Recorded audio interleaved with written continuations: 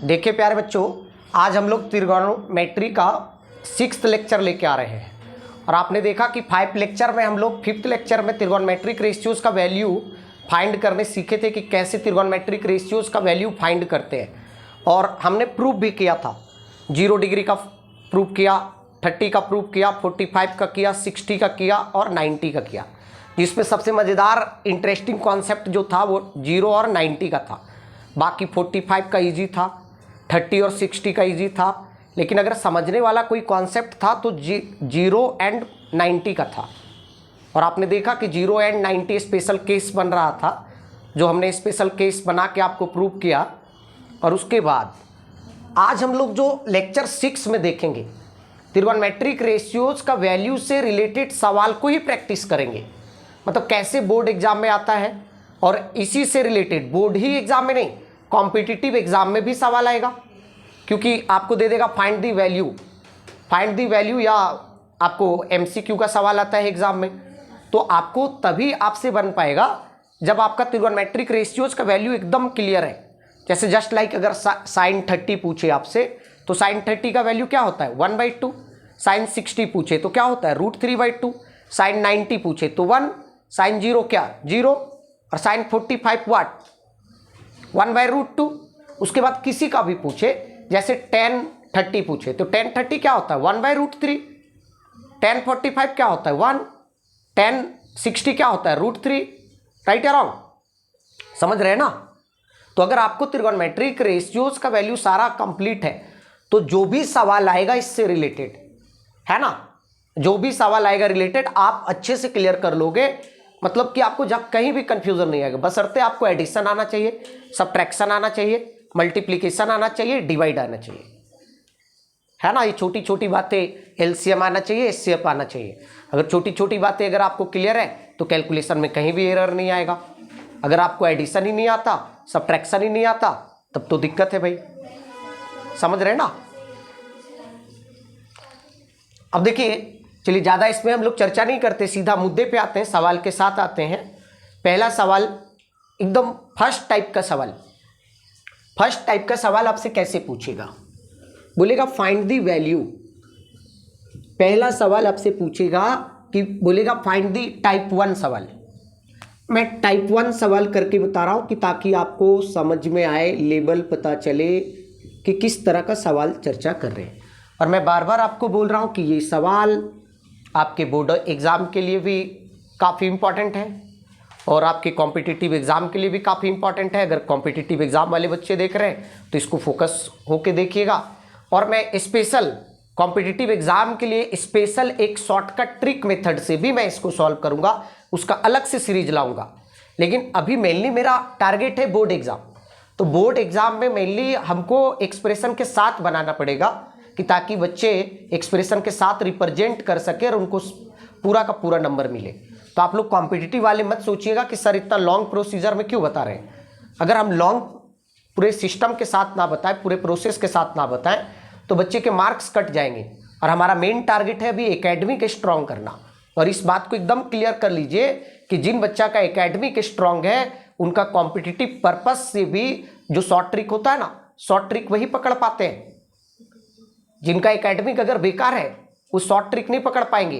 वो ज़्यादा से ज़्यादा शॉर्ट ट्रिक बता देंगे, ज़्यादा से ज़्यादा 5 दिन उनका दिमाग में रहेगा, 6ठा दिन ऑटोमेटिक भूलेंगे और 7वां दिन त्रिगोनोमेट्री को बाय बाय टाई कर देंगे वो, ठीक है ना। और जिनका एकदम कॉन्सेप्ट बिल्डअप है, वो परमानेंट फिट हो गया भाई, समझ रहे हो ना बाबा। चलिए, तो पहला सवाल find the value. Find the value अगर आपसे पूछे, अगर बोले कि find the value sine 45 plus cos 45, sine 45 plus cos 45, पहला सवाल टाइप 1। तो साइन 45 का वैल्यू आपको भी मालूम है प्यारे बच्चों, 1/√2 प्लस कॉस 45 का भी वैल्यू होता है 1/√2। अब आप बताइए कि √2 और √2 का एलसीएम हो जाएगा √2, राइट या रॉन्ग। अब देखिए √2 से जब √2 को डिवाइड कीजिएगा तो 1 आएगा, और 1 1 जा 1 होगा प्लस, फिर √2 से जब √2 को डिवाइड कीजिएगा तो 1 आएगा, और 1 1 जा 1 होगा, और 1 + 1 2, 2√2। अब देखिए यहाँ भी बहुत सारे बच्चे कंफ्यूज कर जाते हैं, यहाँ भी बहुत सारे बच्चे कंफ्यूज कर जाते हैं, जैसे जस्ट लाइक अब यहाँ पे सॉल्व नहीं कर पाते, वो सॉल्व नहीं कर पाते क्यों? क्योंकि उनको नहीं पता कि 2/√2 को कैसे सॉल्व करें। तो मैं आपको एक फॉर्मूला बता देता हूँ प्यारे बच्चों, अगर आप नहीं जानते हो, रूट के बारे में बहुत ज़्यादा नॉलेज नहीं है, तो आप ये जान जाइए कि √a into √a is equal to होता है a। तो कहीं पे अगर a है तो ज़रूरत पड़ने पे हम क्या लिख सकते हैं? √a इंटू √a लिख सकते हैं ना। तो अब आप ही बताओ ना भाई कि जब 2 है तो 2 को मैं क्या लिख सकता हूँ? √2 इंटू √2, और नीचे तो √2 है ही, तो ये √2 से √2 कैंसिल आउट हो गया, तो ये आंसर हमारा क्या आ गया प्यारे बच्चों? √2। तो √2 इज द फाइनल आंसर, ये आपका आंसर हो गया। अब बताइए ये आपका 2 मार्क्स में या 1 मार्कर सवाल ऑफ MCQ का भी बना सकता है, या 2 मार्क्स में देगा। क्या बहुत टफ है? क्या टफ है छोटे? तो समझ गए ना बात। तो ये पैटर्न का पहला टाइप का भी चल रहा है, अभी पहला टाइप में और सवाल मैं आपको प्रैक्टिस कराऊंगा। ध्यान से फोकस बशर्ते आपके सारे त्रिगोनोमेट्रिक रेशियोज का वैल्यू आपको लर्न होना चाहिए। अगर लर्न नहीं है तो जाके कीजिए, जैसे भी करना है कीजिए। नेक्स्ट सवाल, sine square 60 minus sine square 30। अब बहुत बच्चे कंफ्यूज कर जाते हैं, अरे भाई साइन स्क्वायर का तो वैल्यू मैंने नहीं पढ़ा, हमने तो साइन स्क्वायर का वैल्यू नहीं पढ़ा ना, हमने पढ़ा है साइन 60 का वैल्यू। तो याद कीजिए हमारे मतलब प्रीवियस लेक्चर में मैंने आपको बताया था, क्या बताया था प्यारे बच्चों? मैंने बताया था कि साइन थीटा का स्क्वायर इज इक्वल टू आप लिख सकते हो साइन स्क्वायर का theta, mean sine square theta लिख सकते हो, मैंने बताया था ना। तो कहीं पे ऐसा जब लिखा हुआ है तो क्या मैं ऐसा नहीं लिख सकता? लिख सकता हूं ना। तो आप ही बताओ ना भाई, अगर ऐसा लिखा हुआ है तो मैं तो इसको ऐसे भी तो लिख सकता हूं ना प्यारे बच्चों, साइन 60 का स्क्वायर माइनस साइन 30 का स्क्वायर।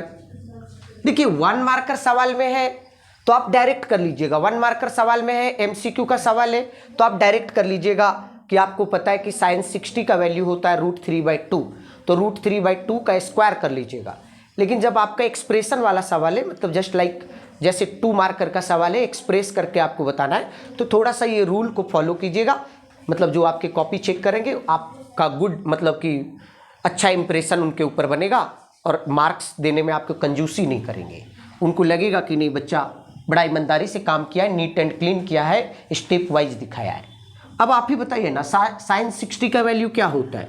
√3/2, और √3/2 का स्क्वायर माइनस साइन 30 का वैल्यू क्या होता है प्यारे बच्चों? 1/2, तो 1/2 का स्क्वायर। और आपको भी पता है √3 का स्क्वायर क्या होगा? 3, 2 का स्क्वायर क्या होगा? 4, माइनस 1 का स्क्वायर 1 और 2 का स्क्वायर 4। अब आप ही बताओ ना भाई, 4 और 4 का एलसीएम क्या होगा? 4, और फिर 4 से 4 को जब डिवाइड करोगे कितना आएगा? 1, तो यहाँ पे कितना हो जाएगा? 1 3 जा 3 माइनस 1, और ये क्या हो जाएगा? 2/4, 2/4 means 1/2। This is the final answer. बोलिए इस तरह का सवाल कभी आप छोड़ के आओगे क्या? अगर छोड़ के आओगे तो आपसे बड़ा धरती का बोझ कोई होगा? नहीं होगा ना। भले 10 ग्राम का हो तो 10 ग्राम भी तो एक बोझ ही है ना दोस्त, राइट अराउंड। चलिए नेक्स्ट थर्ड सवाल है ये हमारा। आज जितने भी सवाल ही प्रैक्टिस करेंगे हम लोग। अब देखिए नेक्स्ट सवाल है tan square 45 minus 3 sin square 60, 3 sin square 60 है ना। तो सबसे पहले आप बताओ tan स्क्वायर 45 को क्या लिखेंगे प्यारे बच्चों? देखिए एक स्टेप दिखा दीजिएगा, 1 मार्कर सवाल में आप मत दिखाइएगा, अगर MCQ का सवाल है तो उसमें मत दिखाइएगा, वो तो उसमें आप यार रफ में करो आंसर आ जाएगा। लेकिन अगर 2 मार्कर का सवाल है या 3 मार्क्स का सवाल है तो पूरे एक्सप्रेशन के साथ एकदम स्टेप वाइज दिखाइएगा, एक एक स्टेप दिखाइएगा, रीजन दिखाइएगा जरूर। 1045 इसका स्क्वायर कर दो -3, फिर क्या होगा बाबू sin 60 का स्क्वायर। अब आप ही बताओ ना भाई, 1045 का वैल्यू क्या होता है 1 का स्क्वायर -3 sin 60 का वैल्यू क्या होता है प्यारे बच्चों √3/2 का स्क्वायर। अब बताओ ना 1 का स्क्वायर 1 होता है, 3 इंटू √3 का स्क्वायर 3, 2 का स्क्वायर 4। अब बताओ ये हो गया 1 -9/4। अब देखिए यहाँ भी बहुत सारे बच्चे कंफ्यूज कर जाते हैं, यहाँ भी बहुत सारे बच्चे कंफ्यूज कर जाते हैं, है ना? क्या क्वेश्चन में प्लस है? अच्छा क्वेश्चन में प्लस है तो प्लस कर देता हूँ, क्वेश्चन में प्लस है तो प्लस ही कर देता हूँ। चलिए कोई बात नहीं, प्लस कर देता हूँ, कोई बात नहीं, कोई बड़ा मुद्दा नहीं है, राइट ना? तो ये अब इसका देखिए बहुत सारे बच्चे ना यहाँ पे कंफ्यूज कर जाते हैं, इस स्टेप को सीखिएगा। अब देखिए इसके नीचे 1 छुपा हुआ है प्यारे बच्चों, इसके नीचे 1 छुपा हुआ है, इसको आप ऐसे एक्सप्रेस कर सकते हो 1 + 1 9/4। अब देखिए ना 1 और 4 का एलसीएम क्या होगा 4। 1 के टेबल में 4 कितने टाइम्स में 4 टाइम्स में, तो 4 1 जा 4 प्लस 4 के टेबल में 4 कितने टाइम्स में 1 टाइम्स में, 1 9 जा। अब बताइए 4 + 9 कितना 13/4, है ना? तो देखिए इतना नहीं करने का ना यार, आप सीधा क्या करना मेरे दोस्त, आप ऐसा जब भी रहेगा ना तो ये यहाँ पे जो भी एलसीएम आएगा उसको इससे डायरेक्ट मल्टीप्लाई कर देना। 4 1 एलसीएम जैसे 4 आया है तो 4 1 जा क्या हो जाएगा 4 प्लस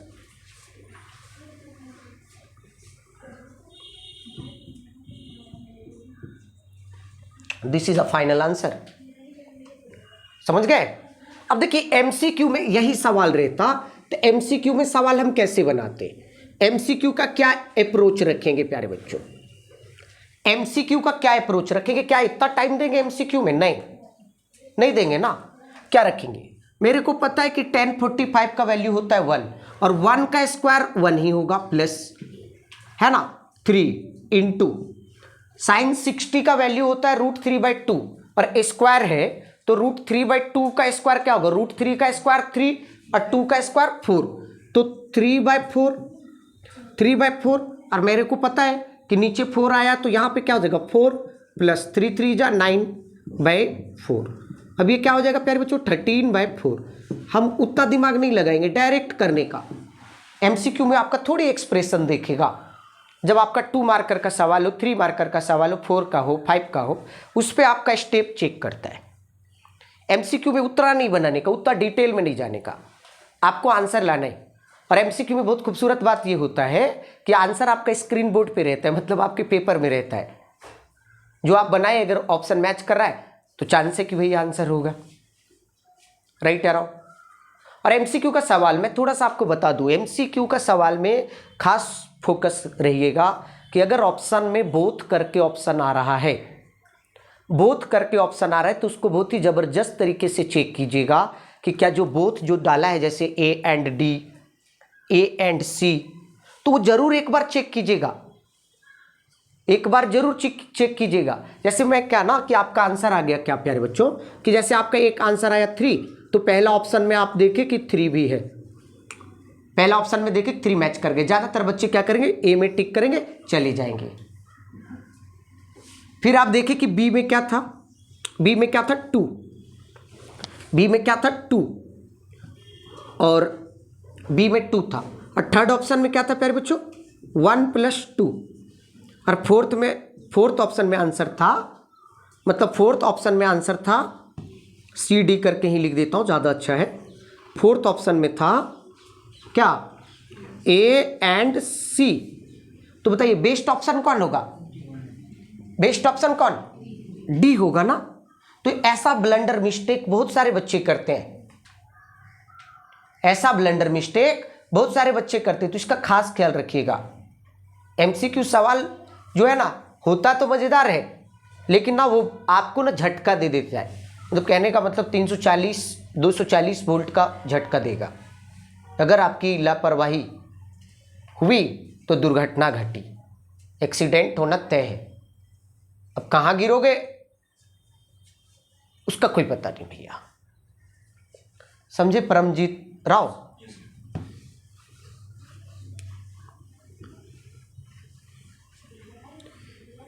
चलिए नेक्स्ट सवाल लेके आ जाते हैं भाई। 4th सवाल है ना, आसान है या नहीं है? आसान लग रहा है?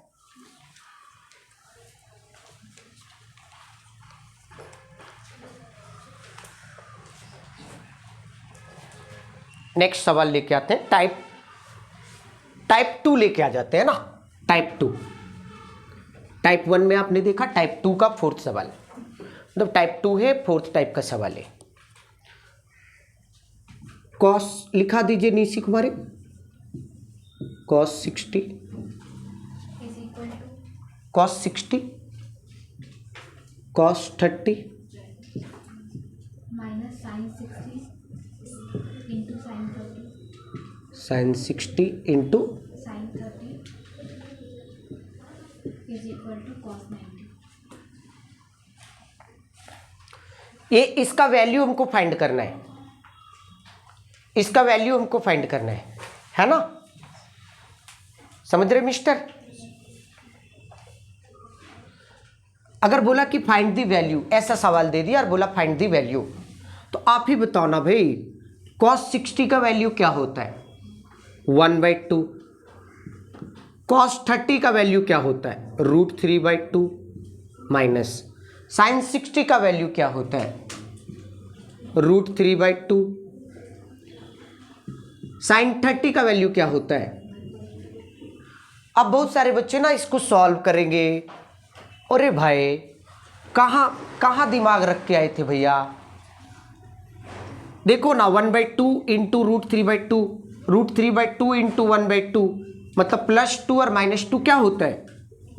क्या होता है प्यारे बच्चों? 0।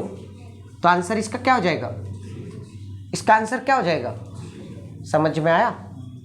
कभी कभी ना ये बोर्ड लेवल में इसी सवाल को क्या बना देता है कि बोलता है कि प्रूव दैट, इसी सवाल को बोल देगा prove that this is equal to cos 90। इसी सवाल को बोर्ड लेवल पे ऐसे बना देगा कि prove that this is equal to cos 90। समझ रहे हैं ना? तो कैसे प्रूव करेंगे? तो cos 90 मतलब आप समझ रहे हो।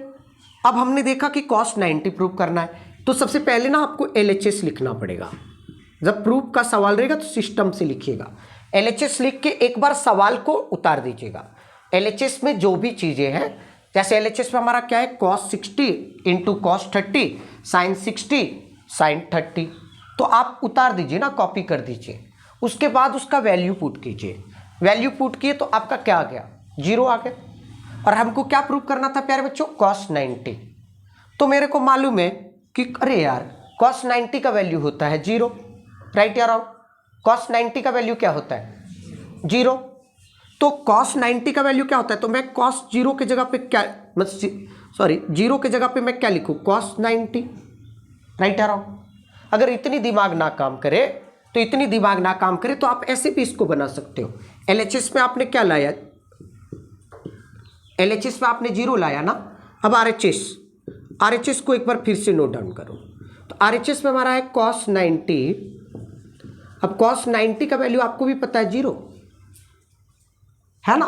तो LHS भी 0 आया, RHS भी वैल्यू 0 आया, therefore LHS is equal to RHS। तो कभी कभी यही सवाल को वेरीफाई करने में ऐसे दे सकता है। चलिए थोड़ा सा ये सवाल लिखाइएगा, 3rd 5th। थोड़ा सा धीरे धीरे लेवल में बढ़ा रहा हूँ, एक स्टेप लेवल बढ़ा रहा हूँ, है ना। आगे बात करें कि नहीं करें? देखिए ना, मैं इसका एक तरीका बताऊंगा। मैं इसका ना MCQ का भी अप्रोच बताऊंगा, और डायरेक्ट भी बताऊंगा, वैल्यू पुट करके भी। मैं थोड़ा सा ना जहां पे इंपॉर्टेंट होगा वहां भी चीजें आपको मैं बता दूंगा, समझ रहे ना मेरा बात। अब देखो चलिए पहले तो आप वैल्यू पुट कीजिए। 1060 का वैल्यू क्या, √3 माइनस 1030 का क्या 1/√3, 1 प्लस 1060 का वैल्यू वाट √3 इंटू 1030 का वैल्यू वाट 1/√3। अब बताइए ना, ये √3 और √3 कैंसिल आउट हो जाएगा ना, होगा। अब ऐसे बहुत सारे होशियार बच्चे, कृति आजाद जैसे बच्चे √3 और √3 को भी कैंसिल आउट कर लेंगे। ऐसे भी कट जाता है क्या, नहीं कटता है। इसके नीचे क्या छुपा हुआ है 1, तो बताइए ना √3 मैंने क्या बोला था, √3 इंटू √3 वाट 3 माइनस 1, नीचे क्या होगा प्यारे बच्चों 1 प्लस और ये क्या है 1, राइट ना। 3 माइनस 1 2/√3 और नीचे क्या है प्यारे बच्चों 2, समझ रहे हैं ना। अब ये क्या हुआ, न्यूमेरेटर में हमारा क्या है, न्यूमेरेटर में क्या है भैया, न्यूमेरेटर में 2/√3 और ये डिवाइड करना है किससे, देखो ये डायरेक्ट लिख लेना प्यारे बच्चों, ये कंफ्यूजन में दूर आपको कर देता हूं, आप डायरेक्ट लिख लेना। अभी मैं आपको बता देता हूं, ये 2 है ना, 2 से आपको डिवाइड करना है, तो 2 से डिवाइड करना, अगर कभी ना है ना समझ में तो ऐसे कर देना। अब आप ही बताओ ना भैया 2/√3 डिवाइड को जब इनटू में चेंज करते हो तो जो डिवाइजर रहता है वो रेसिप्रोकल हो जाता है, तो 2 का रेसिप्रोकल क्या होगा प्यारे बच्चों। अब बताइए ना भैया 2 और 2 कैंसिल आउट हो जाएगा ना, तो आंसर क्या आएगा 1/, तो this is a final answer. अब देखिए मैं आपको एक कॉन्सेप्ट बताता हूं, ये छोटी छोटी में ना कॉन्सेप्ट में ना इतना टाइम नहीं देने का, मैं आपको बताता हूं। जैसे दिस a/b, अगर मान लीजिए a/b हो न्यूमेरेटर में फ्रैक्शन और c हो, तो आपने डायरेक्ट क्या करना, अगर न्यूमेरेटर में फ्रैक्शन हो और डिनोमिनेटर में इस तरह से कुछ हो फ्रैक्शन ना हो, तो आप डायरेक्ट क्या करना ना, इसको डायरेक्ट आप मतलब ये वाला और ये वाला मल्टीप्लाई कर देना। डिनोमिनेटर में आपका क्या आ जाएगा, ये और ये का प्रोडक्ट, तो क्या हो जाएगा b इंटू सी। तो ज़्यादा मैथ्स यूज नहीं करने का, शॉर्टकट यूज करने का। तो यहाँ पे हमारा क्या था, तो यहाँ पे हम इसको कैसे यूज कर सकते थे, ऐसे भी कर सकते थे 2/√3, मैंने क्या बोला ये और ये दोनों आपस में क्या हो गए मल्टीप्लाई होंगे ना, तो 2 और 2 कैंसिल आउट हो जाएगा, तो क्या बचेगा 1/√3, होगा कि नहीं होगा, समझे दादा कि नहीं समझे, कोई दिक्कत है क्या। अब देखिए ये सवाल का मैं दूसरा अप्रोच बता रहा हूं प्यारे बच्चों, आप मेरे पास पढ़ रहे हो, मेरा पता है, मेरा टैक्टिक्स आप लोग को पता है कि मैं थोड़ा एडवांस भी आपको सिखाता हूं। 10th में पढ़ रहे हो तो 11th की बातें भी बता देता हूं, 12th की बातें भी बता देता हूं। देखिए मैं आपको बताता हूं, मेरा एक ही पॉलिसी है कि औरों से एक स्टेप 2 स्टेप आगे, जहां पे लोग सोचना बंद करें वहां आप सोचना चालू करो, जहां पे लोग सोचना बंद करें वहां पे लोग सोचना बंद करें, सॉरी जहां पे लोग सोचना बंद करें आप वहां से सोचना चालू करो, भौकाल बना दो एकदम। देखो मैं आपको एक ना कॉन्सेप्ट बताता हूं, ये 11th का कॉन्सेप्ट है, ये 10a + b और 10a - b का एक फॉर्मूला होता है। देखिए अगर मैं ये सवाल मेरे मान लीजिए मैं आपकी जगह पे बैठा रहता तो मैं कैसे बनाता इस सवाल को, मैं इस सवाल को कैसे बनाता, मैं आपको पहले दिखा रहा हूं। देखिए मैं आपको कुछ छोटी छोटी बातें बताते जाता हूं कि ताकि आप दिमाग में रखिए।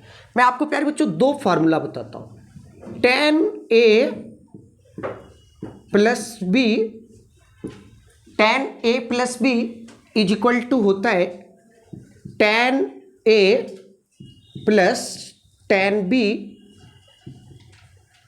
11th trigonometry 1 minus 10a 10b, ये फार्मूला 11th का है, 11th में पढ़ाते हैं। और दूसरा फार्मूला है प्यारे बच्चों 10a - b 10a minus B. सिर्फ देखिएगा देखिएगा।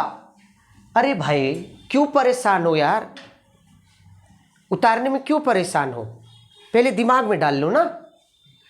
कमाल करते हैं रंजीत सिंह रजवाड़ा।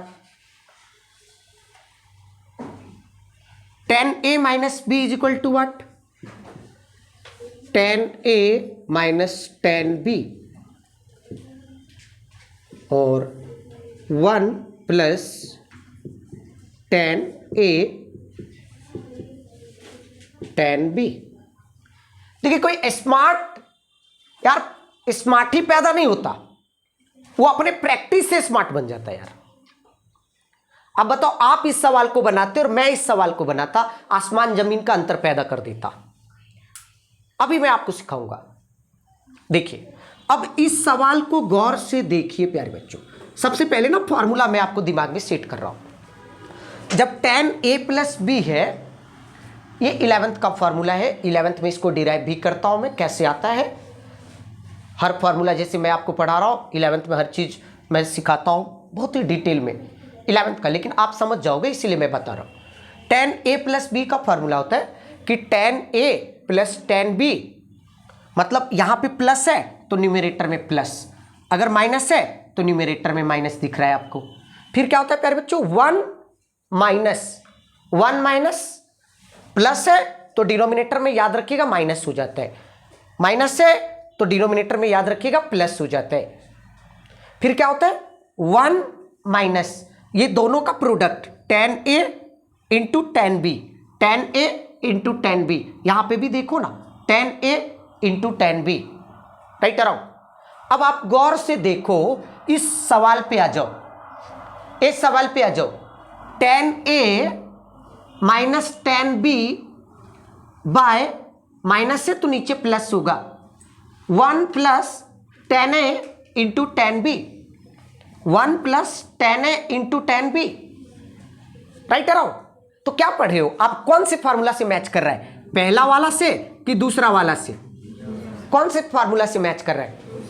तो हम यार कोई गणित नहीं करेंगे ना बाबा, हम क्यों करेंगे, इतना घी से पीटे इसीलिए 10 मिनट में बनाने के लिए, 10 मिनट में सवाल बनाए, हम कुछ नहीं करेंगे। हम क्या करते हैं कि अरे बाबा ये तो फार्मूला कौन से फार्मूला पे फिट हो रहा है यार, 10a माइनस बी, ए क्या हो जाएगा 60, बी क्या हो जाएगा 30, तो 10a माइनस बी मतलब 10 60 माइनस 30 और 60 माइनस 30 इज इक्वल टू 30 और 10 30 और 10 30 का वैल्यू होता है 1/√3। क्या हमको सॉल्व करना पड़ा क्या, बोलो ना, क्या हमको सॉल्व करना पड़ा। तो बताइए आप लोग से मैं कितना स्टेप आगे चला गया, राइट या रॉन्ग। आप इतने लॉन्ग प्रोसीजर के बाद आंसर लाए और हम दिमाग में कैलकुलेट कर लिए, हमने देखा कि 10a minus 10b, 1 plus 10a 10b किसके फॉर्मूला पे आ रहा है भैया, 10a माइनस b, और a है हमारा 60 और 30 है b, तो 10 60 माइनस 30 और 10 60 माइनस 30 मीन्स 10 30, 60 में से 30 जाएगा तो क्या बचेगा 30, तो 10 30 और 10 30 का वैल्यू होता है 1/√3। क्या हमको सॉल्व करना पड़ा, इसको कहते हैं स्मार्ट वर्क। बनाए आप भी, बनाए हम भी, डिफरेंस कितना पैदा हुआ वो आप खुद ही समझदार हो। लॉजिक क्लियर या नहीं लॉजिक क्लियर, तो समझ में आया कि एमसीक्यू का सवाल का क्या अप्रोच रहेगा और आपका एक्सप्रेशन वाला जो आपके बोर्ड एग्जाम में आता है उसका क्या अप्रोच रहेगा। एक मैं सीरीज लाऊंगा कॉम्पिटिटिव में, तो इस तरह का बेहतरीन कॉन्सेप्ट आपको मैं सिखाऊंगा। कैसा था कॉन्सेप्ट भाई बता, अच्छा था ना। बताइए क्या पेन और पेंसिल बनाना पड़ा आपको, मतलब पेन और पेंसिल से बनाना पड़ा, नहीं ना, समझ गए। तो ये फॉर्मूला भी आप लोग नोट डाउन कर लीजिएगा, स्क्रीनशॉट ले लीजिएगा, है ना। तो जो अगर मैं कुछ एक्स्ट्रा बताता हूं उसको दिमाग में रखिएगा, ऐसा नहीं कि सर बता दिए यार मेरे बोर्ड मेरे काम में नहीं है, ऐसे बच्चे ना बैक चले जाते, बहुत बैक चले जाते। अगर आपको मैं मेहनत करके चीजें बता रहा हूं तो आप ना इसका फायदा उठाओ, और जो बच्चा देखिए, जो बच्चा फायदा दिमाग में रखता है चीजें, वो बहुत आगे निकल जाता है यार, फिर दूर चला जाता है, बहुत दूर, आप लोग से बहुत आगे निकल जाएगा वो। नेक्स्ट सवाल लेके आ जाए ना, किसी को कोई तकलीफ तो वैल्यू पुटिंग वाले सवाल में किसी को दिक्कत होगा क्या? बोलो ना भैया, दिक्कत होगा तो बोलो ना। होगा? थोड़ा सा एक और सवाल लेके आ जाते हैं, थोड़ा सा इसी से रिलेटेड एक सवाल लेके आ जाते हैं भाई, कि परेशान मत होइएगा। कौन सा नंबर का ये सवाल होगा? कौन सा बच्चे?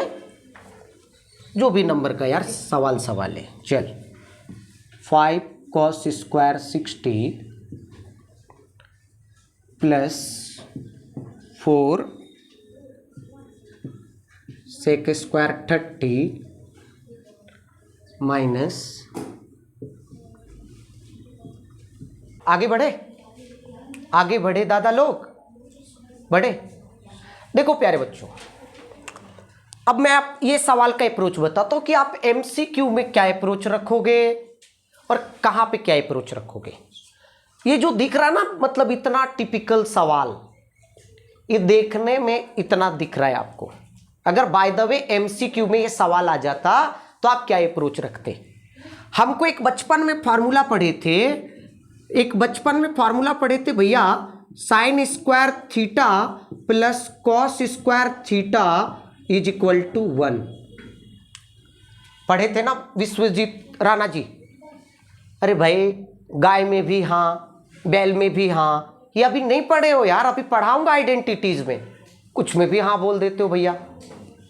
थोड़ा फोकस रहो ना, हर चीज में हाँ बोल देते हो।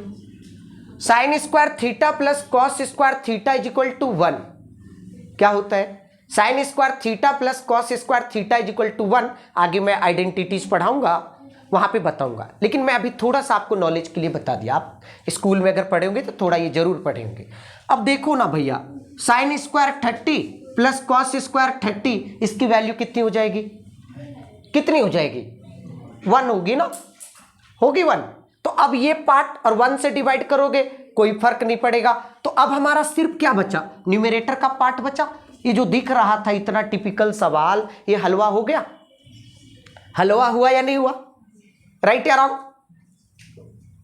हलवा हुआ। ये जो दिख रहा था ना बड़ा सा, हलवा हो गया ना। बताओ ये चीज क्या हो जाएगा? गायब हो जाएगा। तो सिर्फ हमारा क्या बचा प्यारे बच्चों? सिर्फ यही ना बचा। न्यूमरेटर में वैल्यू पुट करो, जिस दिन सॉल्व करोगे उसी दिन आंसर आ जाएगा। भले एग्जाम के बाद सॉल्व होगा तो वहां पे आपका टिक नहीं होगा, लेकिन घर में टिक होगा। सिर्फ आप अपने 57 पुरस्कार आपको मिलेंगे कि हम जानते थे लेकिन बना नहीं पाए। कमी क्या था? पढ़ने के समय लंगर खाने चले गए थे। आगे बढ़े ना। तो अभी फिलहाल आप नहीं जानते ना, आप इसकी वैल्यू नहीं जानते, तब तो वैल्यू पुट करना पड़ेगा, ना। लेकिन एमसीक्यू का सवाल था तो आप तो जाओगे जब एग्जाम देने, तो आप तो तैयार होके जाओगे, ना यार। राइट या रॉन्ग? तैयार होने का क्या मतलब? मतलब अच्छे अच्छे कपड़े पहन के? तो क्या मतलब?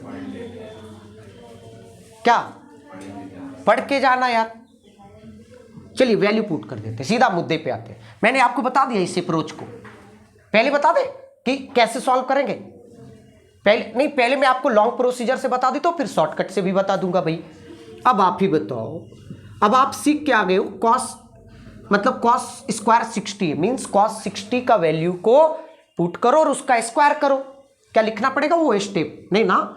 तो क्या होगा इसका? कॉस 60 का वैल्यू होता है 1/2 और 1/2 का स्क्वायर प्लस 4। सेक 30 का वैल्यू आपको नहीं मालूम, सेक 30 का वैल्यू नहीं मालूम, कोई बात नहीं यार। कॉस सेक का उल्टा कौन होता है? कॉस होता है ना भैया। तो कॉस 30 का क्या होता है? √3/2। तो उसका रेसिप्रोकल क्या होगा? 2/√3। स्क्वायर तो कर ही लेते होंगे, minus tan square 45। tan square 45 means tan 45 का वैल्यू होता है 1 और 1 का स्क्वायर हो गया 1। राइट या रॉन्ग? अब साइन 30 की वैल्यू क्या होती है? साइन 30 की वैल्यू होती है 1/2 और 1/2 का स्क्वायर। ये मैं सिखा दिया आपको, स्टार्टिंग में ही सिखा दिया। कॉस 30 की वैल्यू क्या होती है? √3/2 स्क्वायर, है ना। चलिए, तो 5 इंटू 1/2 का स्क्वायर 1/4 प्लस 4 इंटू 2 का स्क्वायर 4 और रूट 3 का स्क्वायर 3 माइनस 1। चलिए 1/2 का स्क्वायर 1/4 प्लस 3/4 बढ़े ना। अब क्या होगा प्यारे बच्चों, मैं डायरेक्ट सॉल्व करूं क्या? अच्छा एक बार दिखा लेंगे, नहीं तो बोलोगे यार बहुत एडवांस चला दिए सर। 16/3 माइनस 1 और इधर क्या होगा प्यारे बच्चों? देखो ना, मैंने आपको बताया था ना, मैंने आपको क्या बताया था कि डायरेक्ट भी बताया था कि इसकी वैल्यू 1 आने वाली है। अब देखो ना 4 और 4 का एलसीएम लोगे 4 हो जाएगा, तो 1 + 3 4 और 4/4 = व्हाट? 1। तो क्या होगा 4 1 + 3। अब इसको यहां पे सॉल्व कर देते हैं। 4 और 3 का एलसीएम क्या होगा प्यारे बच्चों? 12। जब 4 से डिवाइड करोगे 12 को तो 3 आएगा और 3 5 जा 15।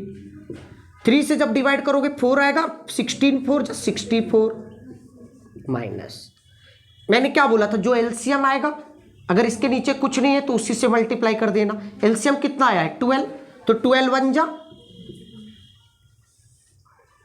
अब बताओ ना बाबा 4/4। अब बताइए ना भाई 15 + 64 कितना होगा? -12/12 और नीचे क्या 4/4 मीन्स 1। और ये 1 से मैंने अभी तो बताया था ना, ये वाला 12 × 1 12 हो जाएगा, तो 79 - 12 क्या हो जाएगा प्यारे बच्चों? 67/12। बोलो बहुत कॉम्प्लिकेटेड था, बहुत कॉम्प्लिकेटेड था क्या? कोई दिक्कत है क्या? कोई दिक्कत है बालिके? तो 67/12 ऊपर वाला चीज वही रहेगा, सिर्फ मैंने क्या बोला था कि भैया डिनोमिनेटर को गायब कर देना, डिनोमिनेटर को गायब कर देना। मैंने बताया था ना क्यों गायब कर देते, क्योंकि एक आगे आइडेंटिटीज पढ़ेंगे त्रिगोनोमेट्री का, sin² थीटा + cos² थीटा = 1। तो नीचे हमारा क्या था? sin² theta + cos² theta = 1, right या रॉन्ग? तो उसकी वैल्यू 1। अब इसी को सॉल्व करते तो यही चीज आ जाता। समझ गए ना सुहानी बहन जी? समझे आप कि नहीं समझे?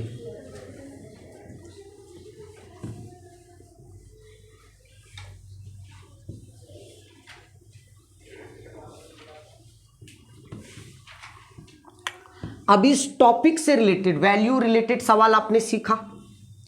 इस टॉपिक से रिलेटेड ऐसा सवाल जिनकी चांसेस एग्जाम में 99.9999 एग्जाम में आएगा आएगा आएगा आएगा आएगा।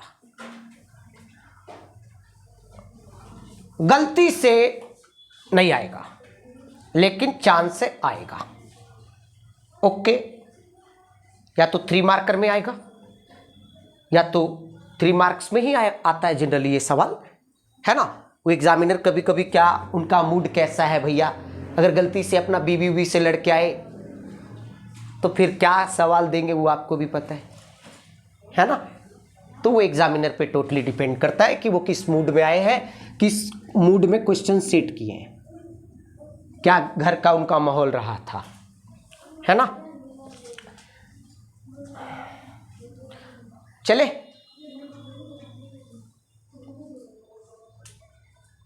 आगे चले भैया, राइट आ रहा हूं।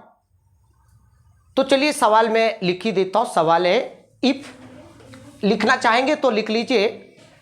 इफ ये अगर एनसीईआरटी की बात किया जाए तो एनसीईआरटी एक्सरसाइज 8.2 का सवाल 3rd, एनसीईआरटी का बात किया जाए तो एक्सरसाइज 8.2 का 3rd सवाल बोला 10a + b = √3। 10a if 10a plus, ये सवाल समझ गए, इसकी चांसेस मैंने बता दिया। बोला कि 10, देखो 10a + b = √3 पहला कंडीशन दिया। एंड 10a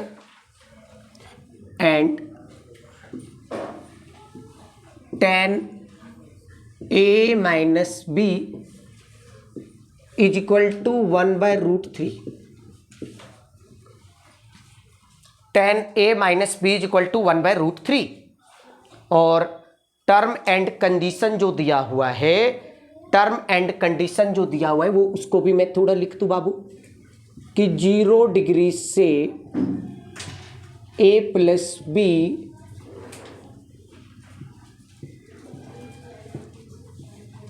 मतलब 0 डिग्री से ज़्यादा और 90 डिग्री से कम या तो बराबर। मैं सब सारा बात बता दूंगा, पहले क्वेश्चन को लिख लेता हूं। क्वेश्चन पहले मैं लिख लेता हूं यार, सवाल तो पहले लिख लूं। a ग्रेटर देन b, और उसके बाद टर्म एंड कंडीशन क्या दिया हुआ है, और आपको बोला क्या है कि find the value of a and b। सवाल क्या है, find the value of a and, समझ गए, मतलब आपको a का वैल्यू निकालना है और b का भी वैल्यू निकालना है, मतलब a का भी वैल्यू फाइंड करना है और b का। देखिए ये टर्म एंड कंडीशन का क्या मतलब हुआ। टर्म एंड कंडीशन का मतलब हुआ कि a और b देखो कोई एंगल है, a और b कोई एंगल है, तो वो बोला कि a और b को जब आप ऐड करोगे तो वो क्या होगा कि 0 से बड़ा होगा। मतलब जब दोनों को, दोनों a का वैल्यू जो आएगा और b का जो वैल्यू आएगा, वो दोनों का जब आप सम करोगे तो वो 0 से बड़ा आएगा, 0 से बड़ा आएगा और 90 से छोटा, मतलब 0 से बड़ा और 90 से छोटा।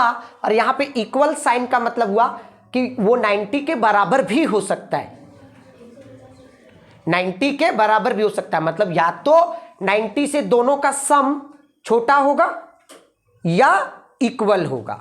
इसका ये मतलब हुआ कि a और b जो दोनों एंगल हैं, ये दोनों का सम करोगे तो 0 से बड़ा होगा, 0 से बड़ा होगा और 90 से छोटा या 90 के बराबर। और इसका मतलब ये हुआ प्यारे बच्चों कि इसका मतलब ये हुआ कि a ग्रेटर देन b का मतलब हुआ कि a और b जो दो एंगल था उसमें से a जो है वो बड़ा एंगल है कंपैरिजन टू b। a और b में जो एंगल दिया हुआ है वो a जो है वो बड़ा एंगल है कंपैरिजन टू b। तो इस कहानी का मतलब समझ गए, इस टर्म एंड कंडीशन का मतलब समझ गए। इस टर्म एंड कंडीशन से आप लोग फैमिलियर होंगे कि टर्म एंड कंडीशन मतलब ये कंडीशन दिया था कि मतलब इसके बारे में बताया। पहला स्टेप इसको कैसे सॉल्व करोगे। पहला स्टेप ये जो दिया है, मैंने क्या बोला, very very very very very very very, जितना बार वेरी लिखूं कम पड़ जाएगा, उतना इंपॉर्टेंट सवाल है। और मैंने आपको बता दिया भैया कि एग्जाम में रिपीट होता है। आगे बात करें कि आगे बात ना करें, राइट या रॉन्ग, राइट या रॉन्ग कर लेना कामना दीदी। चलो अब पहला कंडीशन आप क्या करोगे, इसको इक्वेशन 1 मान लोगे, इसको इक्वेशन 2 मान लोगे। जो दो डेटा दिया हुआ ना, एक को इक्वेशन 1 मान लेना और एक को इक्वेशन 2 मान लेना, राइट या रॉन्ग। अब लिखना from equation 1, from equation 1, from 1, इसको शॉर्ट में हम लोग बोलते हैं फ्रॉम 1, मतलब फ्रॉम इक्वेशन 1, मतलब फ्रॉम इक्वेशन 1 का मतलब हुआ कि इक्वेशन 1 को हम लोग सॉल्व कर रहे हैं। तो इक्वेशन 1 में क्या दिया है प्यारे बच्चों, ये 1 और 2 ये सॉल्यूशन का ही पार्ट होगा।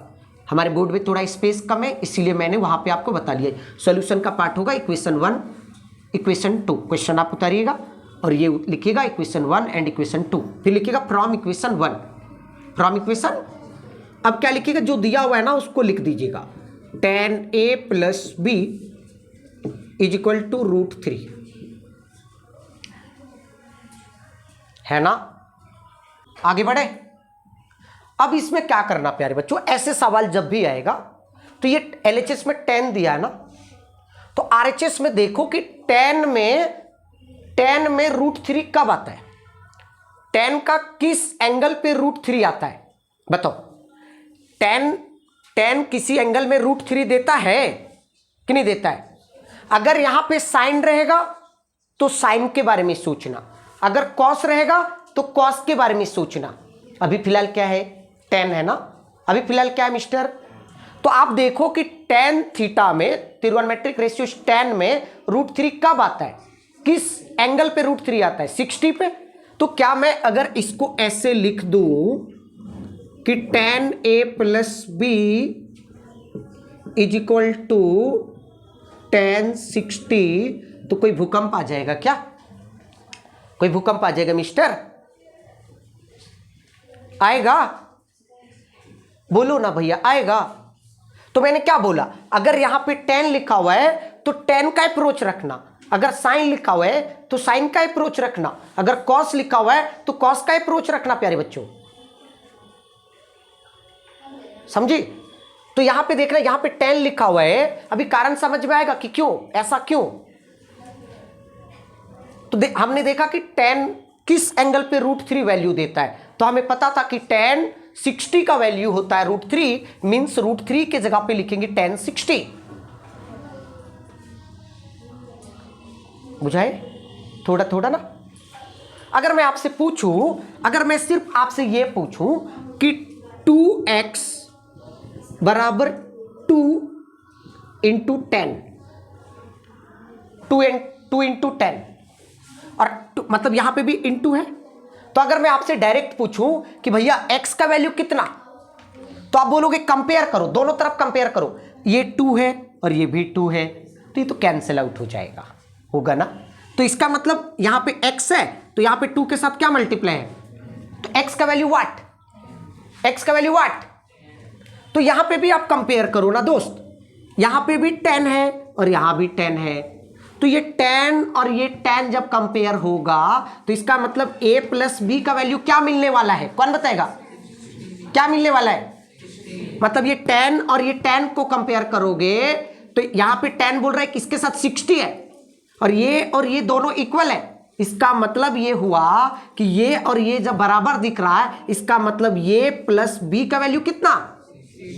तो यहां पे क्या लिखेंगे, comparing both side a plus b is equal to 60, equation third. बोलो आसान था कि टफ था, बोलो आसान था कि टफ था। आगे बढ़ जाए, चलो फिर क्या लिखेंगे प्यारे बच्चों, फ्रॉम इक्वेशन 2, फ्रॉम इक्वेशन 2 मतलब 2 को आप सॉर्ट आउट करेंगे, तो क्या दिया प्यारे बच्चों, tan a minus b, tan a minus b बराबर 1/√3। फिर वही अप्रोच, इधर tan है तो इधर क्या अप्रोच रखेंगे कि tan थीटा में 1/√3 कब आता है, कब आता है प्यारे बच्चों, tan a minus b is equal to कब आता है 1/√3, बताओ ना भाई, 10। फिर वही स्टेप, 10 और 10 चला जाएगा तेल लेने, है ना। तो a minus b is equal to क्या होगा,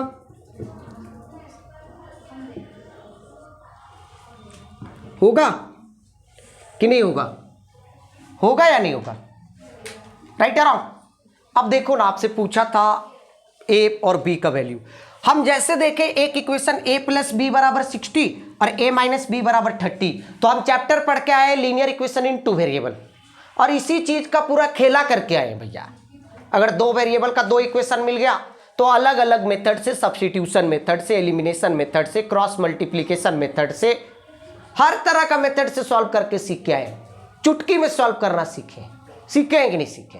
तो 2 इक्वेशन मिला, थर्ड और फोर्थ, गौर से देखिए इस शिकारी बंदा को, a plus b is equal to 60 और a minus b is equal to 30। क्या करें ये दोनों इक्वेशन को सॉल्व करने के लिए, ऐड करें, ऐड करें कि नहीं करें।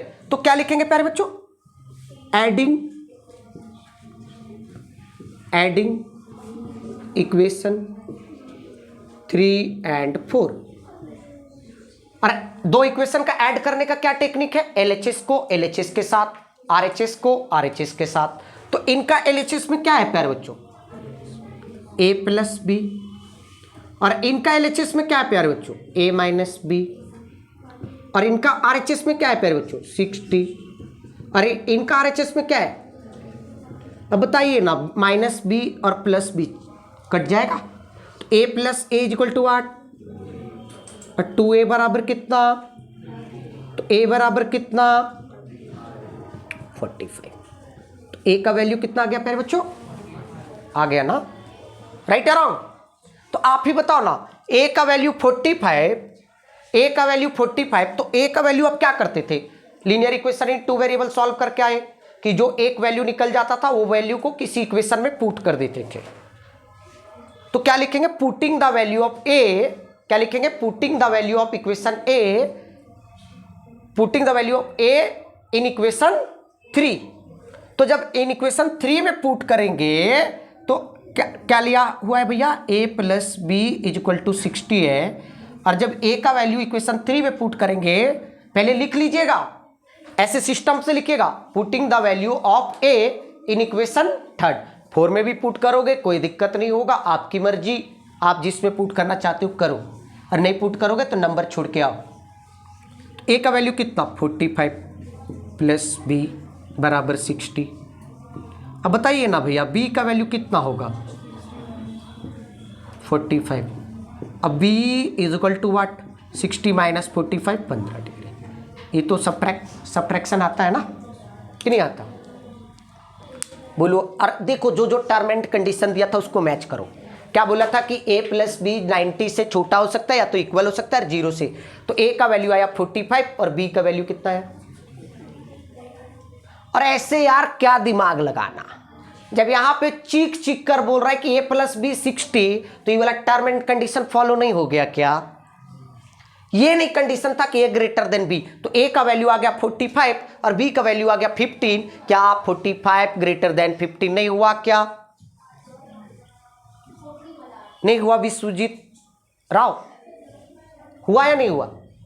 कहां पे सर मारे हो भैया? किस बात, किस नहीं समझ में आया? नहीं, बड़ा देख रहे हो गौर से, कोई डाउट है क्या? बोलो ना, क्या दिक्कत हो गया? कंफ्यूजन है तो बोलिए ना भैया।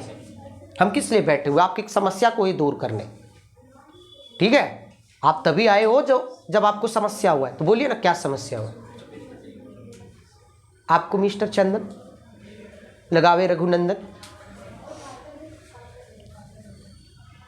क्लियर है ना? एक और सवाल लेके आ जाए इसी तरह का, एक और लेके आते हैं ना, उसको थोड़ा फास्ट सॉल्व करेंगे।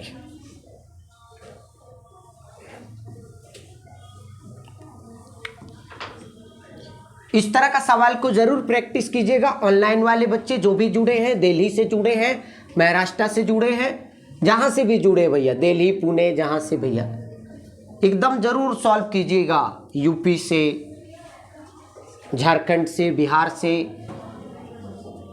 राजस्थान से, सभी सॉल्व कीजिएगा। इस सवाल को जरूर सॉल्व कीजिएगा। नेक्स्ट सवाल लेके आ जाए। Are you ready? प्यारा सा सवाल आपके स्क्रीन बोर्ड पे।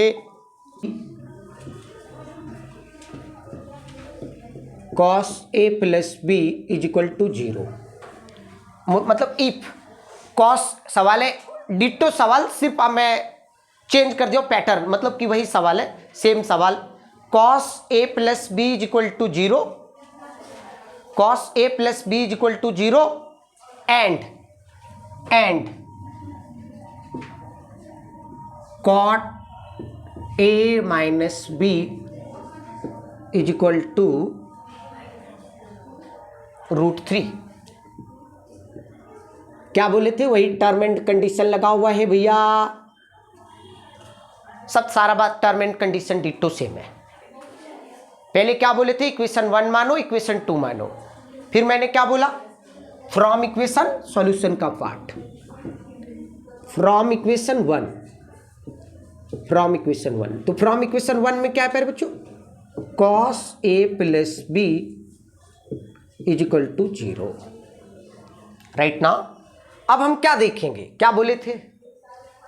cos a plus b is equal to 0 है। इसका मतलब क्या बोले थे कि भैया cos यहां पे है तो इधर भी cos की भाषा में बदलो, कि देखो कि cos किस एंगल पे 0 होता है। तो cos किस एंगल पे 0 होता है? किस एंगल पे होता है? 90। cos a plus b is equal to, हमको पता है कि cos 90 जो होता है वो 0 होता है। फिर कंपेयर करेंगे दोनों साइड, तो cos और cos कैंसल आउट हो जाएगा ना। अगर अपनी लोकल भाषा में बोला जाए तो cos और cos कैंसल, मतलब कंपेयरिंग करेंगे तो cos और cos तो क्या बचेगा, मीन्स ए प्लस बी। अच्छा गलती से काटिएगा मत, ऐसे मत काट दीजिएगा, बहुत होशियार बच्चे, कृति आजाद जैसे बच्चे काट देते हैं। इक्वेशन थर्ड, आगे बढ़े, चलिए next from equation 2, from equation 2 क्या दिया हुआ है प्यारे बच्चों,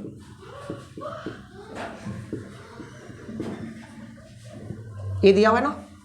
अब देखिए ना, मैंने क्या बोला था, एलएचएस में क्या दिया हुआ है, कॉट, कॉट, तो आरएचएस में कॉट का अप्रोच रखेंगे ना, कि कॉट में √3 कब होता है, कब कॉट में √3 कब होता है, कॉट किस एंगल पे √3 वैल्यू देता है ना, 30 ना, कॉट तो 30 पे देता है ना, तो इधर क्या लिखेंगे, कॉट 30, कंपेयर करेंगे ना, राइट अराउंड, तो कॉट और कॉट चला जाएगा ना, तो क्या बचेगा, a minus b is equal to 30, right around, समझ गए। अब बताओ ना, दो इक्वेशन मिला, इक्वेशन 3 और इक्वेशन 4, तो क्या करेंगे, 3 और 4 को क्या करेंगे, ऐड करना उचित होगा कि सब्ट्रैक्ट करना, ऐड करेंगे ना, तो क्या मैं डायरेक्ट लिख देता हूं, मतलब एडिंग